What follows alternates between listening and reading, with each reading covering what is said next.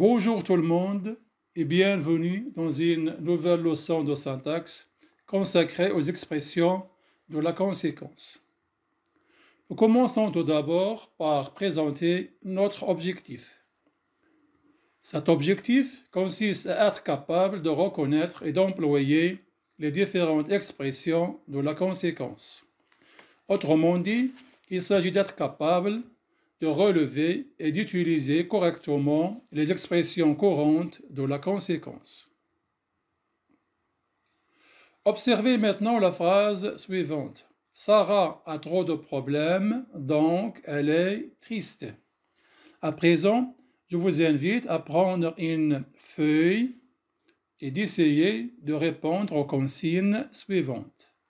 Alors tout d'abord, il faut relever les verbes conjugués dans cette phrase. Ensuite, délimiter les propositions qui composent cette phrase. Deuxièmement, préciser si c'est une phrase simple ou complexe. Troisièmement, repérer le mot de liaison et indiquer sa nature. Quatrièmement, indiquer le rapport logique exprimé par ce mot de liaison entre les deux propositions. Et cinquièmement, remplacer le mot de liaison par des expressions équivalentes. Alors nous passons maintenant à la vérification de vos réponses et à la correction. Dans cette phrase, vous remarquez qu'on a deux verbes conjugués. Le premier verbe, c'est le verbe avoir, conjugué au présent. Et le deuxième verbe, c'est le verbe être, conjugué lui aussi au présent. Donc cette phrase se compose de deux propositions, car chaque verbe conjugué forme une proposition. Il s'agit donc ici d'une phrase complexe, composée de deux propositions et qui comporte deux verbes conjugués. Les deux propositions dans cette phrase complexe sont reliées par la conjonction de coordination donc, qui exprime un rapport logique de conséquence ou bien de résultat entre les deux propositions. Ici, la tristesse de Sarah, c'est la conséquence ou bien c'est le résultat de ses problèmes. Si on veut maintenant remplacer l'expression donc par une expression équivalente, on peut par exemple utiliser l'expression alors. On peut dire par exemple Sarah a trop de problèmes, alors elle est triste. On peut utiliser aussi ainsi, par conséquent, ou l'expression c'est pourquoi. Ce qu'il faut retenir de ce qu'on vient d'expliquer, c'est que le rapport de la conséquence indique un résultat d'une action ou bien d'un état exprimé dans la première partie de la phrase. Et pour exprimer ce rapport de conséquence, on peut utiliser la conjonction de coordination, donc, ou bien d'autres coordonnants comme ainsi, alors, par conséquent, ou c'est pourquoi. Après avoir vu les coordonnants, nous allons maintenant découvrir ensemble une autre catégorie d'expressions qui peuvent exprimer aussi le même rapport de conséquence. Il s'agit des subordonnants. Commençons tout d'abord par observer la phrase qui suit. La mer est très agitée au point qu'on ne peut pas y nager. La mer est très agitée au point qu'on ne peut pas y nager. Essayez maintenant de faire les consignes suivantes. D'abord, il faut déterminer la proposition principale et la proposition subordonnée qui composent cette phrase complexe. Ensuite, il faut relever le mot de liaison qui relie ces deux propositions. Après, il faut indiquer le temps et le mot du verbe de la proposition subordonnée. Et enfin, il faut essayer de remplacer le mot de liaison par des expressions équivalentes. Alors passons maintenant à la vérification de vos réponses. En ce qui concerne la proposition principale dans cette phrase, il s'agit de la proposition suivante. La mer est très agitée. Et pour la proposition subordonnée, c'est on ne peut pas y nager. Et ces deux propositions sont reliées par le subordonnant au point que, qui exprime bien sûr un rapport ou bien une relation logique de conséquence ou bien de résultat. Parce que on ne peut pas nager, ou bien l'incapacité de nager dans la mer, c'est la conséquence de quoi? C'est la conséquence de l'agitation de la mer exprimée dans la proposition principale. En ce qui concerne le temps de la proposition subordonnée, donc vous constatez ici que le verbe pouvoir est conjugué au présent de l'indicatif. Donc le mode employé dans la subordonnée, c'est le mode indicatif. Si on veut remplacer l'expression au point que par une expression équivalente, on a les subordonnants suivants.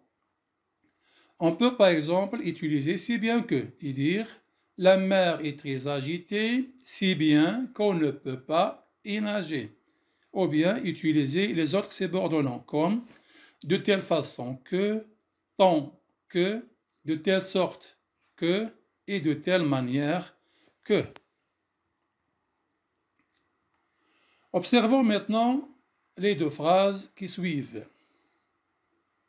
La première phrase. La mer est tellement agitée qu'on ne peut pas y nager. Deuxième phrase. Il conduisait si vite qu'il n'a pas pu freiner à temps.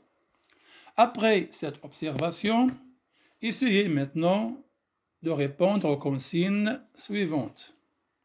Alors tout d'abord, il faut relever les expressions de la conséquence utilisées dans ces deux phrases. Ensuite, essayez de remplacer ces expressions par une expression équivalente qui a le même sens et qui a la même règle d'emploi. Et enfin, essayez à partir de ces deux phrases de déduire ou bien de trouver la règle de l'emploi de ces expressions. Donc réfléchissez un instant et puis nous allons passer à la vérification ou bien à la correction de vos réponses. En ce qui concerne l'expression de la conséquence utilisée dans la première phrase, donc vous réalisez que l'expression c'est tellement que. Ici, elle est écrite en rouge. Tellement que. Dans la deuxième phrase, l'expression de la conséquence utilisée c'est si que. Ces deux expressions peuvent être remplacées par l'expression tant que. Donc, tant, si ou bien tellement sont des adverbes qui expriment l'intensité. Ils peuvent être remplacés les unes par les autres. On peut dire par exemple dans la première phrase, la mer est si agitée qu'on ne peut pas y nager. Ou bien, la mer est tant agitée qu'on ne peut pas y nager. Alors, essayons maintenant, à partir des deux phrases, de dégager la règle d'emploi de ces expressions. Alors, dans la première phrase, vous remarquez que l'expression tellement est employée dans la proposition principale, juste après le verbe, et elle est suivie de l'adjectif agité. Ensuite, nous avons la conjonction de subordination que, qui se place au début de la proposition subordonnée, pour relier la proposition subordonnée à la proposition principale. Dans la deuxième phrase, si est suivi de l'adverbe vite. Donc on peut déduire la règle suivante. Les adverbes d'intensité tellement ou bien tant ou bien si peuvent être suivis dans la proposition principale par un adjectif, un adverbe ou bien un participe passé. Et la conjonction de subordination que se place au début de la proposition subordonnée de conséquence pour exprimer un rapport logique de conséquence. Passons maintenant à la phrase suivante. Tu as fait tellement d'économies que tu peux passer les vacances à Paris. Après avoir bien observé cette phrase, je vous demande maintenant de répondre aux consignes suivantes. Alors, premièrement, relever ou bien repérer l'expression de la conséquence employée dans cette phrase. Deuxièmement, remplacer cette expression par une expression équivalente. Et enfin, essayer de dégager la règle de l'emploi de ces deux expressions. Vérifions maintenant ensemble vos réponses. En ce qui concerne l'expression de la conséquence utilisée dans la phrase, donc vous remarquez que l'expression c'est tellement de, écrite ici dans la phrase en rouge. Donc tellement de que. Si on veut remplacer cette expression par une autre expression équivalente, on peut utiliser tant de que et dire par exemple, tu as fait tant d'économies que tu peux passer les vacances à Paris. Essayons maintenant de réfléchir et de dégager la règle d'emploi de ces deux expressions. Donc, vous remarquez que tant de ici est suivi d'un non. Donc, lorsqu'on a un nom dans la proposition principale, on peut utiliser tellement de ou bien tant de, suivi de son nom, et puis on utilise la conjonction de subordination que au début de la proposition subordonnée circonstancielle de conséquence pour exprimer bien sûr un rapport de conséquence. On arrive à la fin de notre leçon, mais on va faire d'abord une récapitulation. Donc, on a vu que la conséquence indique le résultat d'une action ou d'un état exprimé dans la première partie de la phrase. Et pour exprimer ce rapport de conséquence, on a deux catégories d'expressions. On a tout d'abord les coordonnants, comme par exemple donc, alors, ainsi, par conséquent et c'est pourquoi. La deuxième catégorie, ce sont les subordonnants, comme par exemple si bien que, de telle façon que, tant que, de telle sorte que, de telle manière que, ou bien tellement, tant, ou bien si cet verbe d'intensité suivi de la proposition principale par un adjectif, un adverbe ou bien un participe passé, et puis on utilise la conjonction de subordination que au début de la proposition subordonnée circonstancielle de conséquence, et enfin tellement de ou bien tant de si nous avons un nom, et que au début de la proposition subordonnée circonstancielle de conséquence. On arrive à la fin de notre leçon. J'espère que vous en avez bien profité. Je vous remercie pour votre attention et je vous donne rendez-vous dans une prochaine leçon.